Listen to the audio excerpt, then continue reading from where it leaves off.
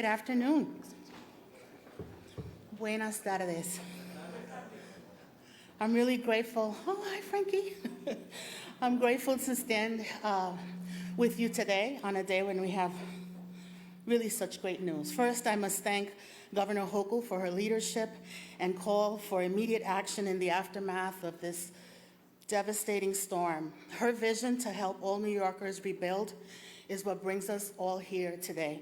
In record time, the remnants of Hurricane Ida destroyed the homes and livelihoods of so many in its wake, particularly impacting immigrants throughout the city. As we see time and again when faced with storms or other crises, such as COVID-19, and we see that the communities that are traditionally underserved are always the hardest hit, and they may not be eligible for federal aid. So here in New York, the New York State Office for New Americans is ready to employ our resources to help connect all undocumented workers with much needed relief to help them rebuild. I want to recognize some of the folks who are joining us today. Congressmember Grace Meng.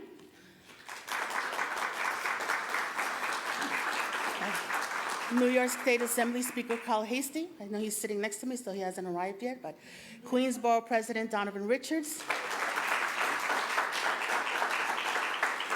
State Senator Jessica Ramos.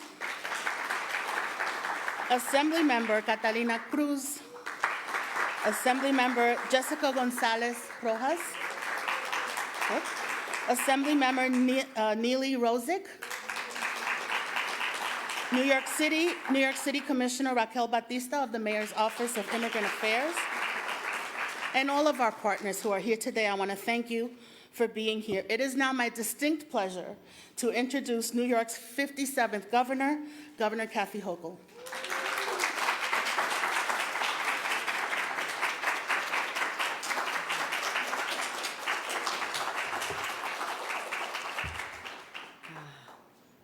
Buenas tardes. I'm so happy to see you.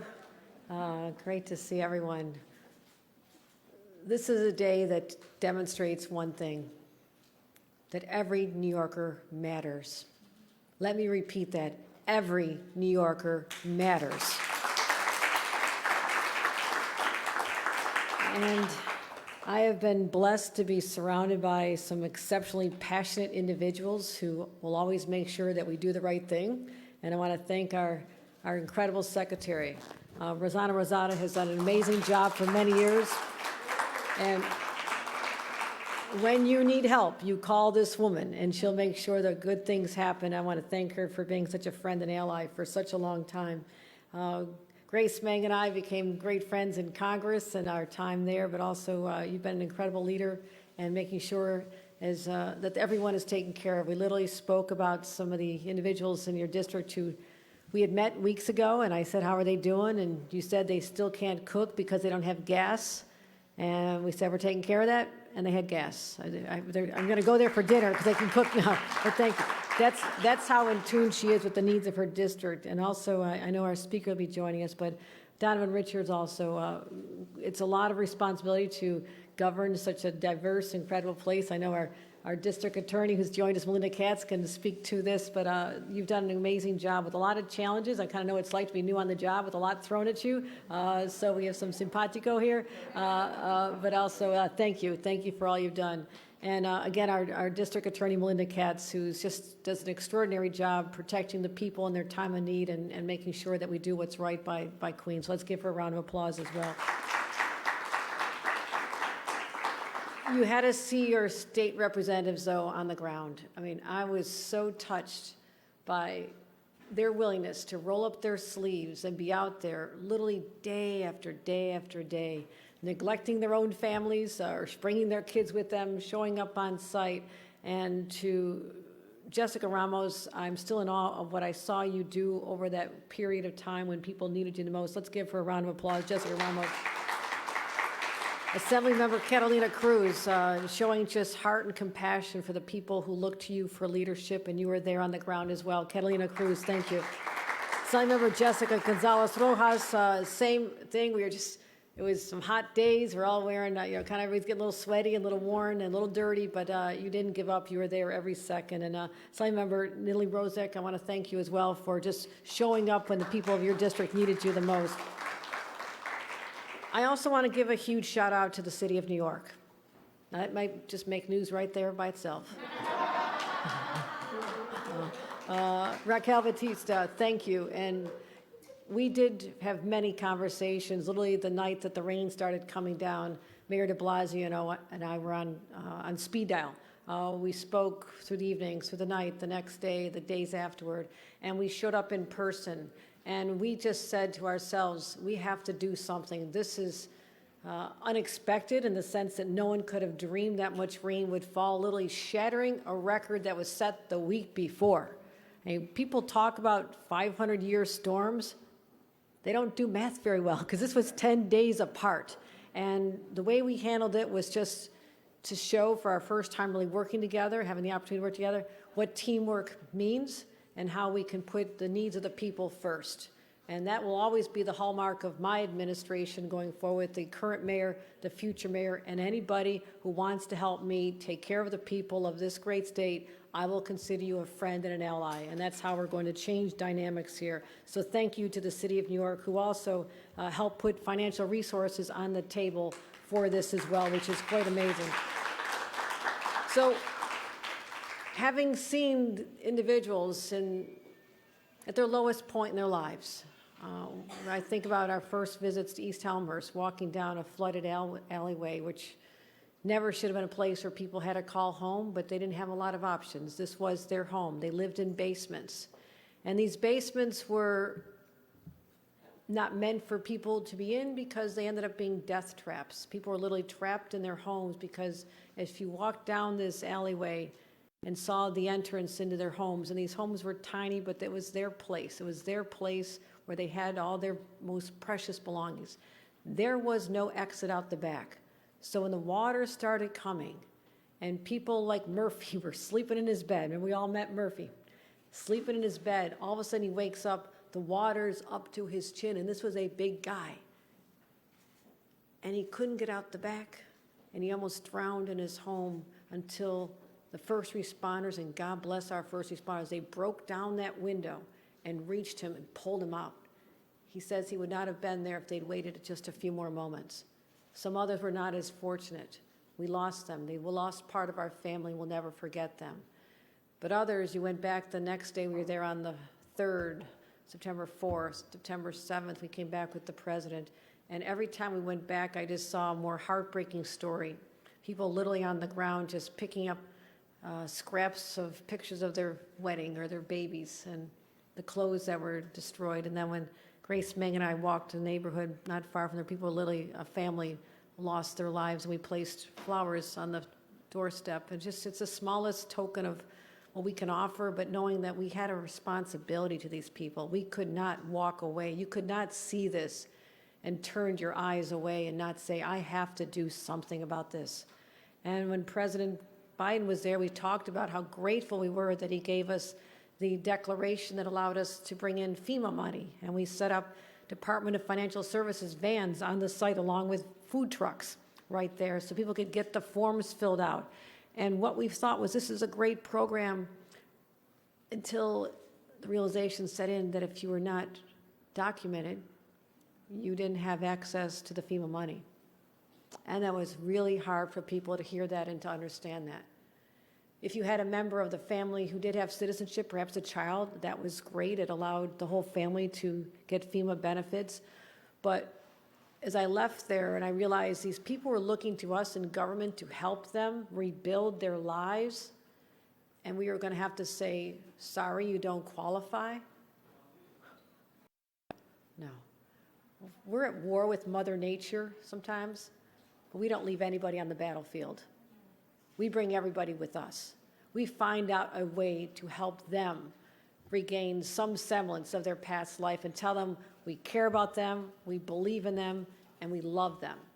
And as a statement of our compassion for these individuals, we are establishing, and the applications start today, a brand-new Ida Relief Fund for excluded New Yorkers. We're announcing it right now, making sure it's available.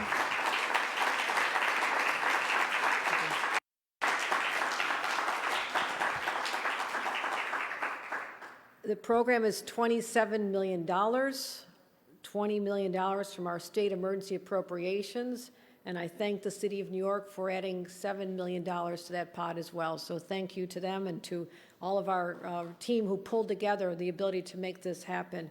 And what we're going to do is basically treat everybody the same qualifications, the same documentation is required, not a lot. We're just going to let you get a letter from a landlord to say you lived here, or a utility bill. It's not going to be that hard, but the difference will be you do not have to prove citizenship to get this help.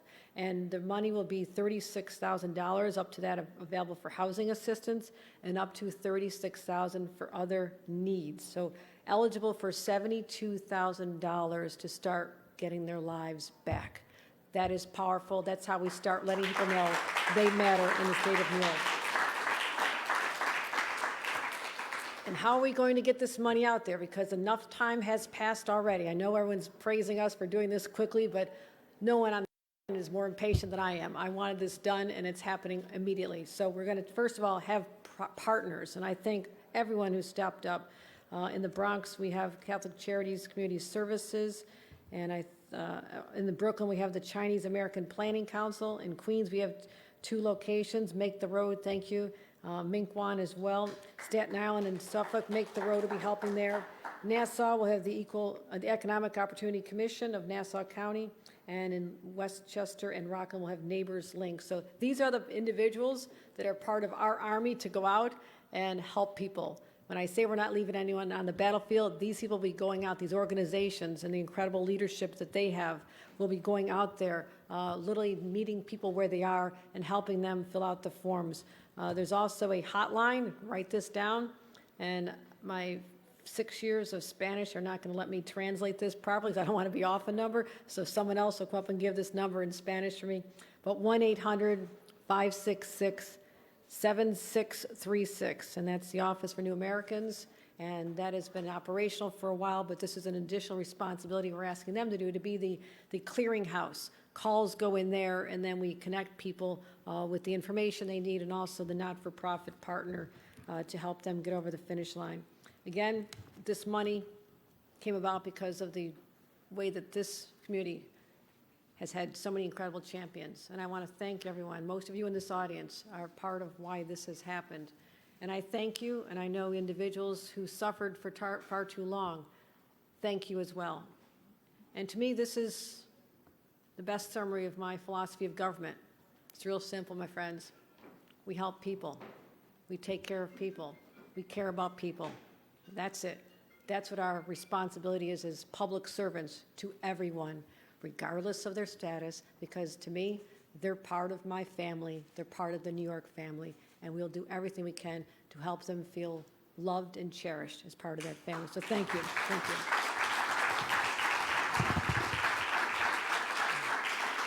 And with that, I'd like to invite Congresswoman Grace Meng to say a few words.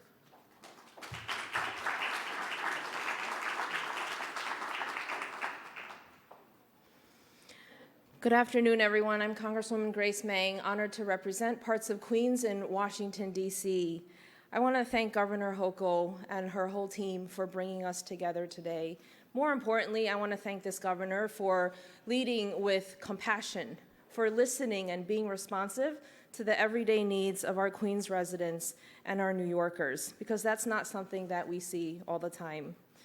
Since the day after the hurricane hit us here in Queens and New York, I, along with my colleagues, every single elected official here, actually, I have met them in the streets, in the neighborhoods, at the homes of those of our constituents who were affected. And that includes the governor thank you for being there with our community as we help them recover. We have traveled across the borough and across the city. I've been to funerals of my constituents, 6 of whom died in the aftermath of the hurricane. And we watched them. The governor and I actually stumbled upon a family where a 6-year-old girl and her mom, who only spoke Spanish, days after the storm, were sitting outside their stoop with a bucket of soapy, sudsy water, washing her shoes. This 6-year-old was there in the evening because they might not have had money to buy new shoes, and this is how they were on their way to recovery. So the destruction that Ida has caused here, especially in Queens, has been devastating. And Queens, including my district, has some of the hardest hit communities. And I really want to thank our organizations here who have been on the ground, not just during Hurricane Ida, but throughout COVID as well. I think we were on speed dial with groups like Make the Road and NYC because the federal government, the previous administration, was not compassionate and didn't provide necessary help for our constituents, including those who didn't have what they deemed to be a necessary documentation. And so our government has to be there to step up for everyone, every single person who requires relief, regardless of what papers they might or might not have, regardless of their immigration status. And that's what we are coming together to ensure today. And I want to thank Governor Hochul, the mayor, and the commissioner, who has been in Queens multiple times just this past month. Thank you so much. For too long, immigrants have gotten the short end of the stick.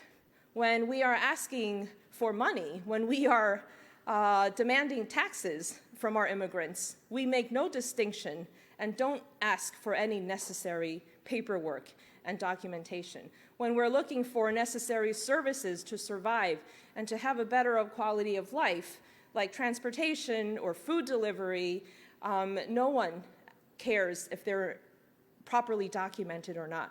But when it comes time to help people, to lead with compassion, that's when we start being sticklers and the government asks for proper documentation.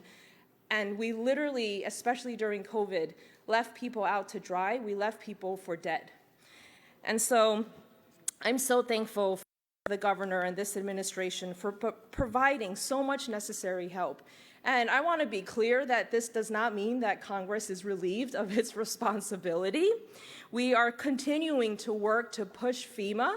We have a letter going out this week to make sure that it's working to amend its eligibility for disaster relief so that every single person who was a victim of this disaster and future disasters can get the necessary help, because states should not be left to pick up the tab for a federal disaster relief program. And so I want to urge all who are in need to apply for this crucial funding. And I'm sure all who reside in my district will continue to work that until every single person gets their gas and hot water back, and to make sure that everyone is made whole again. Because this is cliche, but we cannot just build back to where we were the day before the hurricane, to the day before COVID hit. Our Queens residents never had enough of a chance to succeed, to survive. They had to deal with inequities that so many others didn't have to. And so they deserve this. And thank you again, Governor, for coming to the best borough. Yes, Donovan?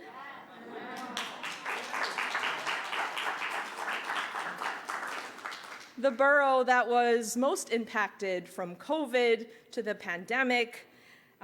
Thank you for listening to us, and thank you for leading with compassion and responding with compassion. Next, I'm so honored to recognize a friend, a colleague, someone I'm honored to share a district with, someone whom I think on day 1 or day 2 already kept calling, asking what her neighbors and her constituents, many of whom were undocumented, were going to get help, what kind of help they'd get from the federal government. And I have had to, till this point, tell her that they couldn't.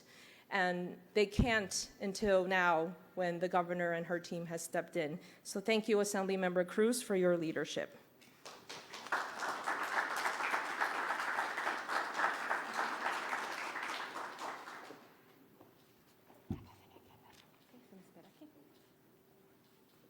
This is Doña Nancy. You'll hear from her in a minute.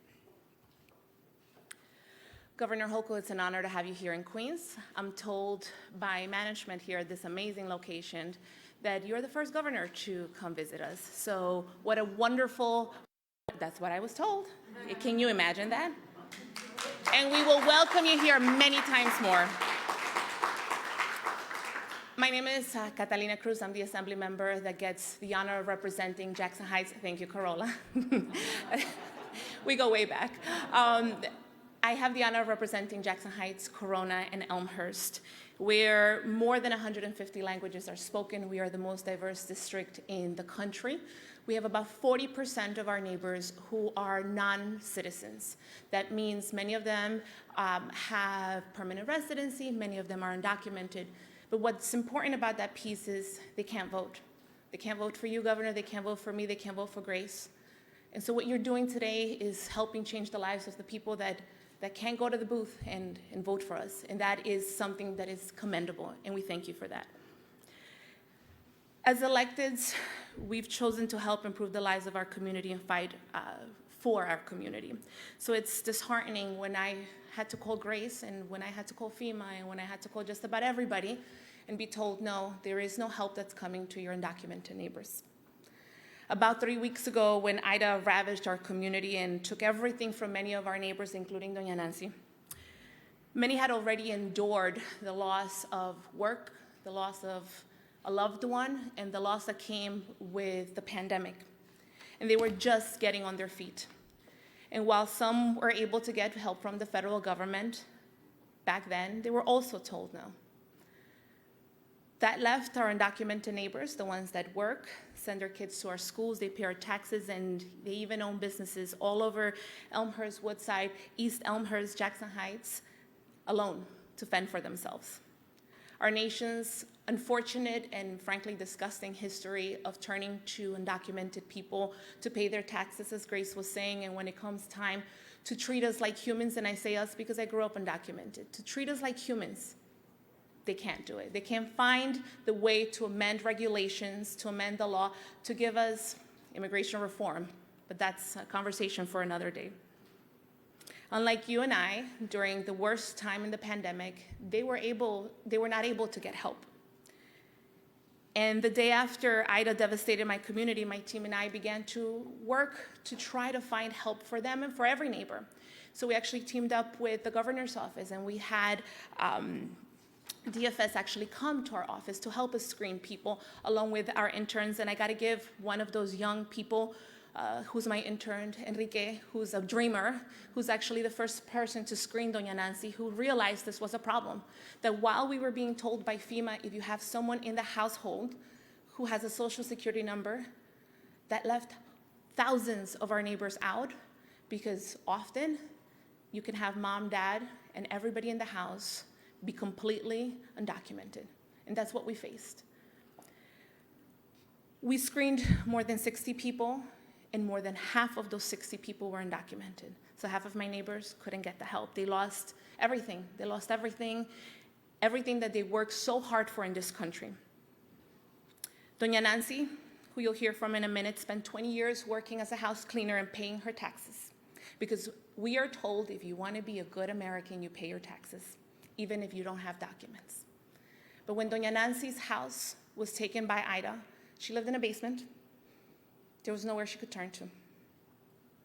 And so I did what every elected official, every good elected official does. We started making noise, we wrote letters, we started screaming to whoever would listen to us. We made calls, and one of those calls was answered by you, Governor. And we thank you for that.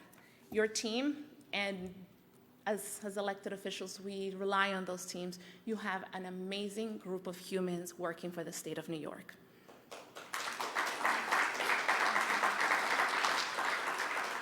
They knew, and you knew, that without your action, my neighbors, Doña Nancy, would have nothing left in this country after working so hard for 20 years. I am eternally grateful to you and your team, and I hope you understand that if it wasn't for you being at the helm of this state, this would have never happened, and definitely not this quick. This is how collaborative governing should look like. So I also want to give a shout out to my colleague, Jessica Gonzalez Rojas, who I know was working diligently with the mayor's office, and I know the commissioner's here somewhere, there you are. Shout out to our commissioner, because I know that you were working on making sure that our neighbors would not be left behind. And I hope to see much, much more collaboration in the future, because that's what we should be doing. I want to ask our neighbors who lost everything to reach out to our office, to reach out to the hotline. And I'm going to say it in Spanish for you, Governor. Le doy las gracias a la gobernadora porque puso a nuestra gente al frente. En el momento en que el gobierno federal, como siempre pasa, le dijo a nuestra comunidad indocumentada, sé que pagaron los impuestos, sé que han trabajado acá, sé que son familias que llevan a sus niños a las escuelas, hasta tienen negocios, pero no les podemos ayudar. Eso fue lo que le dijo el gobierno federal a nuestra gente. En el momento en que perdieron todo, el gobierno federal les dio la espalda. Pero gracias a este programa le vamos a poder dar dignidad y recuperación a nuestros vecinos. Un programa que va a tener el máximo de $72,000 para poder recuperar sus cositas, su nevera, sus muebles. Si tuvo que pagar renta en un hotel o, como decimos en Latinoamérica, estar de arrimado de una prima o un hermano, va a poder tener el dinero necesario. Y lo vamos a hacer a mano de organizaciones como Se Hace Camino, porque son organizaciones en las que confiamos y sabemos que van a ayudar a nuestra gente. Y si usted nos está viendo y necesita esa ayuda, le pedimos que llame al número 1-800-566-7636. Vamos a tener las mismas cualificaciones que FEMA para que usted pueda poder rehacer su vida, porque se lo merecen, porque son neoyorquinos sin importar que no tengan un número de seguro social. And so with that, there goes Grace's pen. And with that, I want to introduce Doña Nancy. Doña Nancy was the first constituent who alerted us that the information we were given wasn't necessarily all correct, that you would need a social security number for someone in the household. She has worked as a house cleaner for 20 years. It's a resilient woman, and I hope you will, venga mami, I hope you better understand how this is going to change lives after you hear her. Ponga si quiere aquí el teléfono, mi amor. Sí, hágale, y yo le traduzco.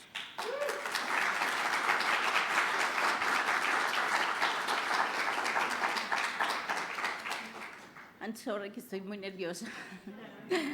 Un aplauso para Doña Nancy. Can she get a round of applause? Yes.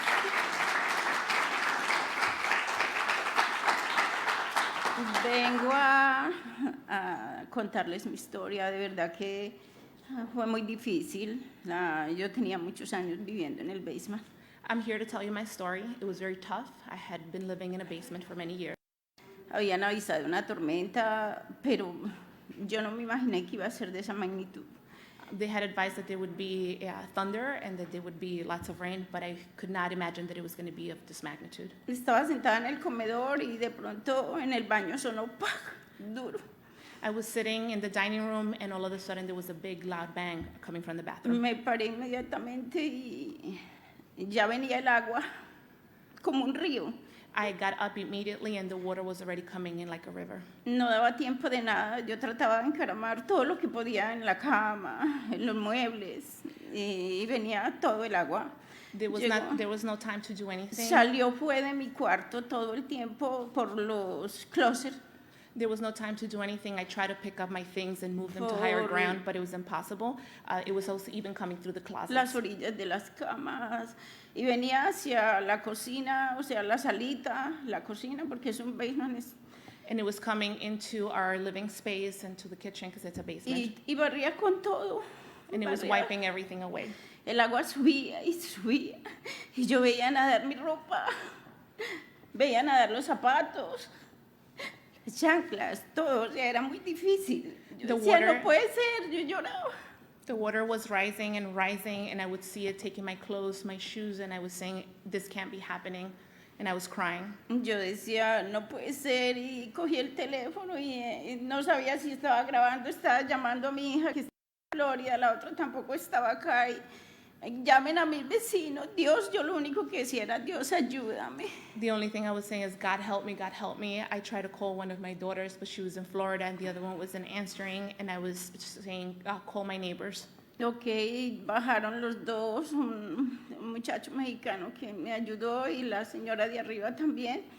y ellos ya me auxiliaron, me ayudaron a subir lo que más pudimos y ya luego me dijeron el agua va a seguir subiendo, tiene que salir, no la tenemos que sacar porque si no usted se va a electrocutar porque ya llegaba el agua a las My two neighbors from upstairs los came. conexiones. My two neighbors from upstairs came to help me get everything out, and they told me I had to get out, otherwise I could be electrocuted because the water was getting into the light fixtures. Ya me quedé en el segundo piso y hasta que el agua bajó un poquito y yo ya volví a bajar porque yo no podía creer que mi apartamento estuviera así, o sea, no. Y cuando bajé, pues el agua todavía ya había bajado un poquito. So I stayed upstairs for some time until the water calmed down a little bit, and then when I went downstairs, it was still pretty filled. Todo se perdió, se perdieron los muebles, I mi lost cama, everything. I lost my bed, my furniture, todo lo de la sala, todo lo de la cocina, lo de los gabinetes, abajo todo se perdió. everything in the cabinets, everything in the kitchen. El apartamento quedó invivible The apartment is unlivable, y yo me tuve que ir. and I had to leave. Y cuente qué le pasó cuando fue a la oficina. Entonces ya de tanto escuchar, la gente me preguntaba qué va a hacer. Y me llamaron de una muchacha amiga y me dijo, vaya a la oficina de la asambleísta Catalina Cruz, que allá están ayudando, o sea, allá las pueden informar si le pueden ayudar. Y yo llegué a su oficina. Yo no la conocía, un ángel. So a friend of mine told me to go to my office, to Assemblywoman's office, that they are helping people who were affected by Ida. Y ahora estoy en asesoramiento con ella. Muchas gracias a la gobernadora por estar tratando de hacer algo por nosotros. Thank you, Governor, for doing something for us. Yo todos estos años he hecho mis taxes. All these years I've done my taxes. He sido housekeeping. I'm a housekeeper. Gracias a mis patronas que me aman. My Ellas boss me is han who I work ayudado, for. no me han dejado sola, o sea, me han ayudado, me dice que no me preocupe, que ellas de alguna manera, pues, económicamente no me ha faltado la comida y he estado bien dentro de lo que cabe. My bosses who I work for have been looking out for me. They've made sure that I have food to eat, that I'm okay. Dios es grande. God is good. Tenga. Gracias, Donovan. ¿Siguió? No fue tanto el susto. And with that, ya vamos a presentar a alguien más y nos sentamos. With that, I'd love to introduce my brother, our borough president, who I'm extremely proud to get to work with, Donovan Richards.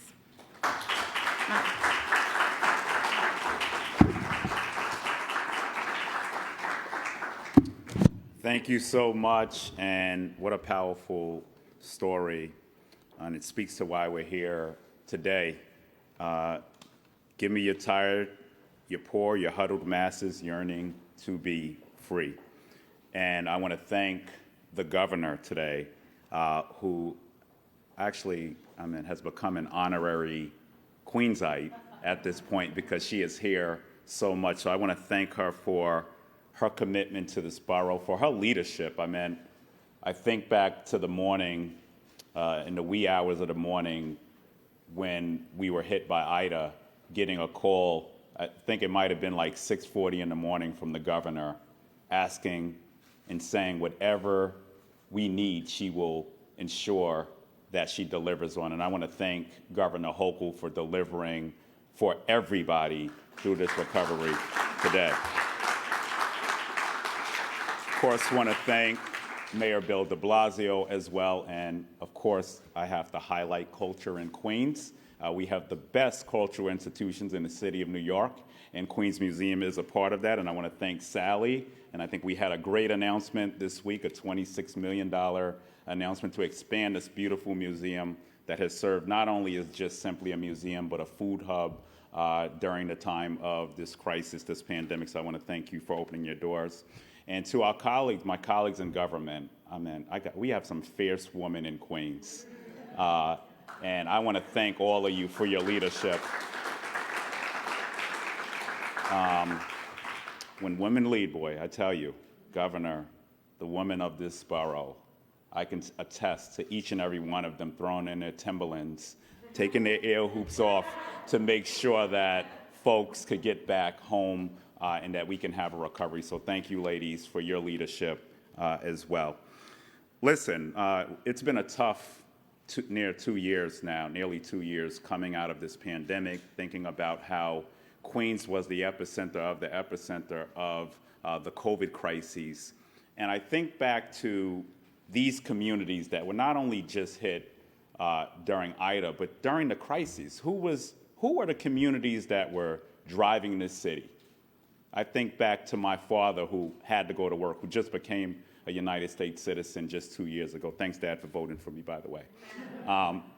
But it was folks like my father who had to drive the trains, who had to do deliveries, who are street vendors. They were the folks who the city depended on to run this city during the crisis. And we should never turn our backs on those who are living in the shadows. And Governor, today this announcement says that we see you, that we recognize you, that your contributions to this city will never be forgotten. So thank you, Governor, for this $27 million announcement today, and the mayor, of course, because these are folks who are just coming out of this pandemic trying to get their lives back in order, and then to be gut punched, sucker punched during this storm really impacted communities. But we often know that the communities that are hit hardest, whether it's pandemic, whether it's climate change, are the same communities, the communities of color.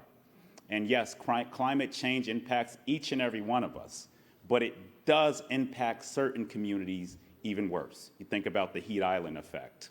You think about blackouts. I go back thinking about Hurricane Sandy, how I represented the Rockaways during that period. And one thing I want to say that differentiates what we went through during Sandy and this crisis is that we actually have leadership that has really stepped up in a big way. During Sandy, it took nearly 2 months before the government arrived to my community. We had boots on the ground within the first week, and that's based on the leadership of our governor. I want to thank you so much. And one of the things that's great about today is we're telling communities that are historically left behind. Yes, they are taxpayers. Yes, they drive the city, that this government is going to be responsive to you. I also want to add that we are in the most diverse county in the country. Over 200 countries represented right here in Queens County, over 350 languages and dialects spoken right here in this county. It is important and critical that we have cultural competency as we go through this recovery. And that means ensuring that our community-based organizations who speak the languages of our communities, who understand our communities, who have relationships with our communities are also a big part of the recovery. So I want to thank the Meng Center for Community Action and Make the Road for stepping up and making sure that our unseen communities could actually be seen as well. So thank you, and we look forward to working with you. I also just want to add before I conclude that we're very appreciative of FEMA and all of the government entities that are helping us to recover. But I also just want to stress the importance of us continuing to get out into the streets to make sure that FEMA's outreach specialists also speak the language of these communities. But otherwise, they're not going to be able to fill out the applications. And yes, our CBOs play a big part of that, but we also need to stress the importance to FEMA to make sure that culturally competent outreach is happening as well to break down those barriers as well. So with that being said, this country's true greatness lies in its diversity, as we all know. Queens is the center of that, a big part of that. And I want to thank you, Governor, once again, and Mayor Bill de Blasio for really delivering on that promise. With that being said, it gives me great honor to now bring somebody up who's done a lot of great work, I think, back to her work on the Excluded Workers Fund.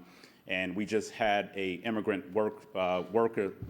immigrant fair just this past Saturday. And your work, madam, I mean, we had hundreds of people coming in to fill out the application for excluded workers, and I think it's somewhere around, what is it? The fund is somewhere around 2.1, how much?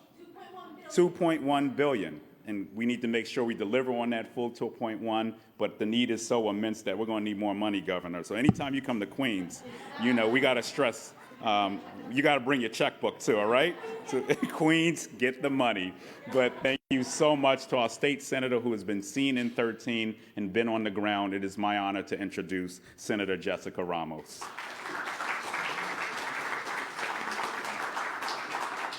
Queens get the money indeed. So good to be up here with you, Borough President. We actually came up in the Queens County Young Democrats together. We've been in the trenches for a very long time. And now that we're serving and stepping up to be able to provide our neighbors with much needed funds, I couldn't be prouder to have so many of our colleagues here. Governor, you've made a world of a difference in a month. When the alleyway in East Elmhurst got flooded, I got the call that very night. I was there first thing in the morning the following day. And then on day 2, the governor came to visit and see the alleyway herself. And she had promised to bring a mobile unit so that our neighbors would have the proper assistance in order to navigate the very complicated world that can be FEMA and that can be their home insurance policies. And on day 3, the governor came back to East Elmhurst with the mobile unit in order to deliver exactly as she said. She brought a halal cart with her, and it really provided comfort for many of our neighbors to know that we finally have a governor who has their back. I want to thank you, Governor, because then, of course, just a few days later, you brought the President of the United States to our little alleyway. 11369 at the peak of the pandemic was the zip code. I apologize. 11369 at the peak of the pandemic was the zip code with the most amount of deaths in New York State. It is a neighborhood that does not have a hospital, does not have a clinic, doesn't really have any doctors within walking distance, much less the sewage infrastructure that is needed in order to circumvent heavy rainfalls. The alleyway got flooded every time it rained. It was just a matter of whether it was going to be 1 inch or 9 feet of water, as we learned, where we quite possibly could have lost many more of our neighbors. And thankfully, that wasn't the case, and hopefully this will never be the case, because through this IDA relief fund, our neighbors, our undocumented neighbors, will finally be able to access what they will need in order to make improvements to their homes and hopefully provide some resiliency. And together with the mayor, I want to thank the mayor's office. We're actually going to be making much of those infrastructure changes that are desperately needed in East Elmhurst over the next few weeks, and there will be an announcement about that. But I do want to thank a few others, because the way we did have to get creative about finding resources for those who don't qualify, it wasn't only about providing food trucks when they couldn't cook and the gas wasn't working and there was no hot water and such. But actually, I want to shout out La Una, Local 78, Local 79, IBEW, Local 3. Thankfully, as the labor chair and a former employee of the labor movement, we were able to get these folks to come volunteer their time and help gut a lot of the basements, which they would not otherwise be able to afford to do so. This would be very, very delayed construction work had it not been for them. And as such, it's really been a labor of love. It's been incredible to see how our community comes together one time and time again to address these issues for each other, but more so to have the governor and to have the state actually now be a part of that camaraderie and of that sense of neighborhood that we're so proud of here in East Elmhurst and in Queens. So thank you, Governor.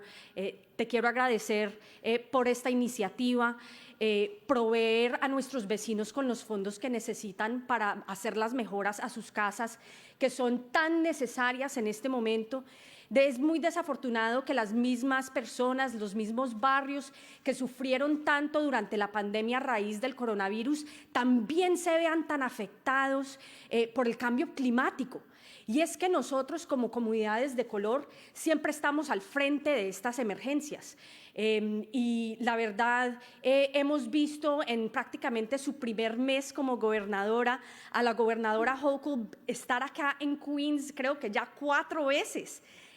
Para demostrarnos lo que es un liderazgo que se preocupa por la gente, que siente compasión, que se identifica con el dolor ajeno y que está proveyendo 27 millones de dólares reales para ayudar a nuestra gente. Así que le quiero agradecer a ella. I also want to thank Jordan Beberman, who's around here somewhere. She was in the trenches with me every day for at least 9 days. She does deserve a round of applause. You know, Jordan and I are good Astoria girls, and it's been a pleasure to work with you, and I do want to shout you out. More often than not, the staff doesn't get the limelight, but you did the right thing, and we're better for your service, and we're better for the governor's leadership. Thank you all for being here. Looking forward to making sure that we get as much of that money in our neighbors' pockets as possible. Thank you. I usually don't have Mistress of Ceremonies duties, so I apologize, but I do have the honor of introducing a man who really needs no introduction. Every New Yorker knows that at the helm of the Assembly, we have a strong man, a strong New Yorker, a strong Bronxite, who, that's okay, who has given great priority to our undocumented New Yorkers, who helped us get the Excluded Workers Fund passed. And I'm so thankful to you, Speaker Heastie, for being here with us today to stand up for our immigrant New Yorkers once again. Thank you so much. Please join us.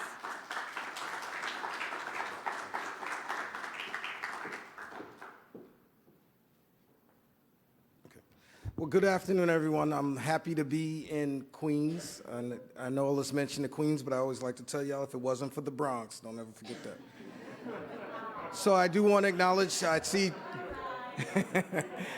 do want to acknowledge 3 wonderful members of the Assembly that I see. I see Nilly, I see Jessica, and of course I see Catalina, and to our wonderful governor. You know, I was in Buffalo last week, and a member of the press said to me, well, do you feel during this pandemic and the aftermath that the state of New York is spending too much money? And I gave him a bewildered look, and I said, well, should we say to all of the families of people who have been unemployed and excluded workers and businesses that we're spending too much money? I said it's government's job to step in and help people when they need help. And so I'm happy that I want to give a lot of credit to our governor and to the mayor for stepping up. That's what we're supposed to do. That's what government is supposed to do. And no community should ever be forgotten. So I think this was a heartfelt, and as much as it was heartfelt, it's the right thing to do. If you're a resident of the state and the city needs to help you. So I'm so happy to be here. I think it's very important. But unfortunately, this won't be the last time we're going to have one of these type of events with the environmental circumstances that we have with climate change. This unfortunately may become part of the norm. But if we can try to do things to mitigate in terms of having better infrastructure, have better preparation, hopefully these things won't be too bad. But to say I hope I'm never going to be here again, I don't even want to mislead people. I know I'm going to be here again dealing with the next crisis. But I do want to give credit to all of those. Again, the people on the ground. This has been a tough year and a half. It's it's all hands on deck. So it means all of the other problems, we're still dealing with the COVID situation.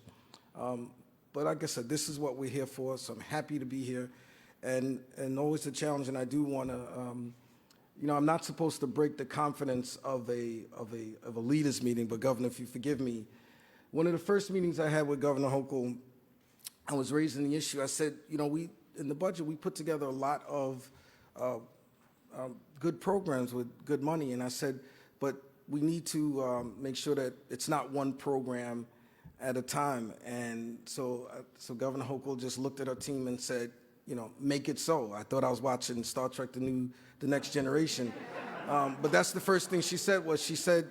She wanted to make sure that the money gets out and gets to the people. So to give that kind of instruction, because listen, We are all leaders, and you have a lot of people but you know, she's the captain of the ship, and she gave the right order. So, Governor Hochul, I want to thank you for that.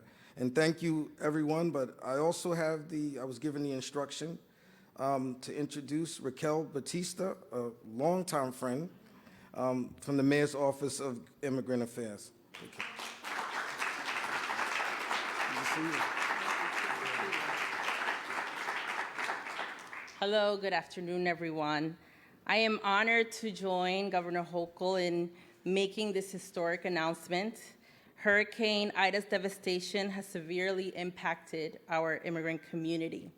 And in the aftermath of the storm, my team was out on the field connecting with families to available resources. And I just want to take a moment to recognize all of the mayor offices that were out on the field, helping people at the centers, at their homes, emergency management, the Department of Sanitation, our public engagement unit. Everyone really stepped up to help all of our New Yorkers, regardless of immigration status.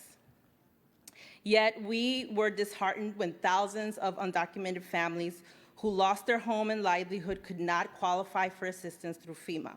Every single family, regardless of immigration status, should be able to access the necessary resources to build back from this storm. And announcing this $27 million fund comes at a critical time. So I'd like to thank the state for their advocacy on behalf of undocumented New Yorkers, a group often forgotten about. This effort is truly a stellar example of the amazing things that can happen when the state and the city work together.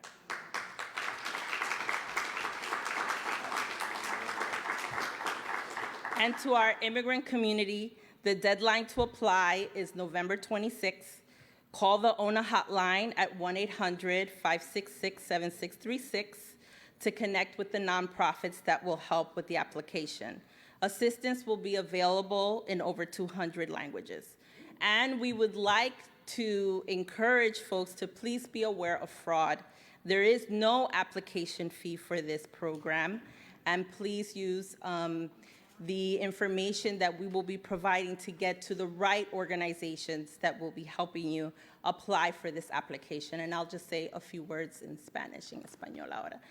Primero, gracias a la gobernadora por esta iniciativa tan importante en nuestra comunidad. Hacerle llegar 27 millones de dólares es crucial en este momento. Y le queremos dejar saber a nuestra comunidad inmigrante que tienen hasta el 26 de noviembre de poder aplicar para este fondo. Este fondo es para las personas que son los damnificados de la tormenta de Ida, y que por favor, cuando pueden llamar al número 1-800-566-7636 para conseguir más información sobre esta aplicación. Y también les quiero decir que por favor llamen este número. No necesitan pagar para hacer esta aplicación. Esta aplicación es gratis y está disponible para todos los damnificados. Otra vez, gracias. Thank you.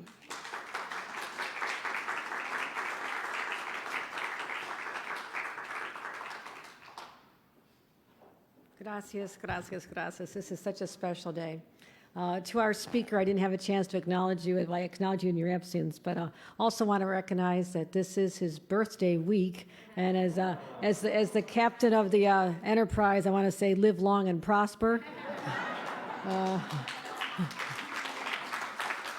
Yes, I saw all the original episodes. It was on my TV every night around 4:30 when I was trying to get out of help my mom cook dinner. No, I got to watch Star Trek. So it was a great excuse. So to all of our immigration groups, our coalitions, and Make the Road has been really, and all of you have stepped up in just a powerful way. I just want to say before we take a couple questions, we have more work to do. But I believe we've changed people's hearts and minds about what a community looks like and feels like here in the state of New York. And we are inclusive. Everyone is part of my family, your family, the family of New Yorkers. So we are going to right many of the wrongs of the past and continue to work with our federal government partners to do something. I worked on the original immigration bill in 1986 with Senator Moynihan to make sure that we gave what was called amnesty at the time, would say, you're living here, you're part of the family, now you have the official documentation. And I believe that is going to be the calling of our lifetime to make sure that we do the same again for the 10 million people who are part of our community. So, thank you.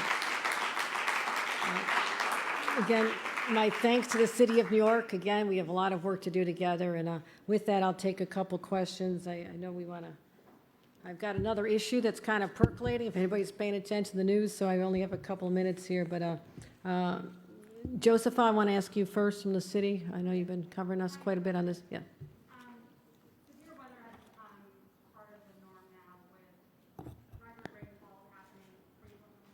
What are your thoughts on trying to create a fund like this to be permanent for the next time we have another item? That is very much a possibility, something I'd be happy to talk to our leadership going forward, but I also just want to acknowledge that we didn't have a fund in this case, and 3 weeks after the event, the money's going out. So we also have the ability to be very flexible and nimble going forward if something were to happen next. I mean, I really have been hardwired now to think that this could happen every 10 days. And I'm operating with that sense of urgency that the speakers spoke about, that this is the new normal for us. But under my watch, never again will people in this community, the excluded New Yorkers, ever feel excluded again. Let me call on Univision. Lunavision. Yeah, yeah.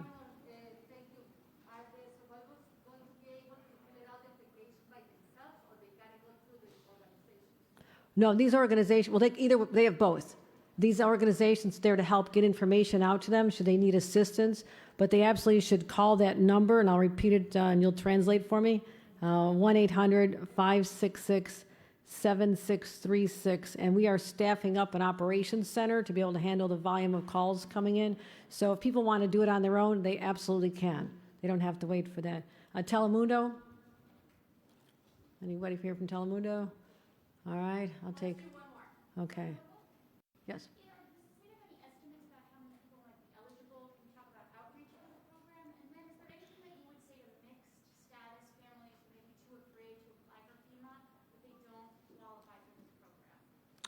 My message is don't be afraid. This is the state of New York.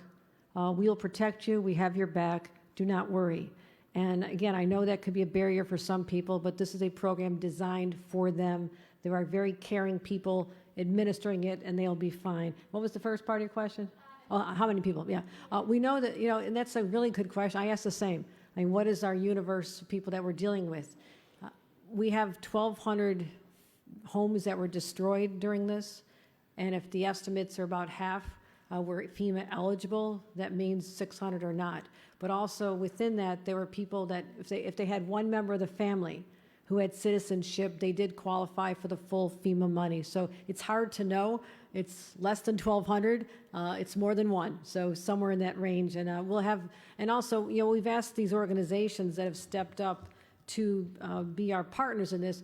They'll also be monitoring afterward. I mean, they're going to make sure that this is done properly, that people do establish that they did live in a place at the time and that they did suffer the ravages of what I personally saw. I literally could probably do this myself. I saw so many home after home after home and said, they need new water heaters, they need a new refrigerator, they need a new stove, they need a new bed, they need new clothes, they need new little tiny sneakers like we saw that 6-year-old sitting there, dirty water, scrubbing her little shoes so she had something to wear, and it just broke my heart. So don't have a number. We'll make sure we get it. Thank you, everybody. Please get vaccinated.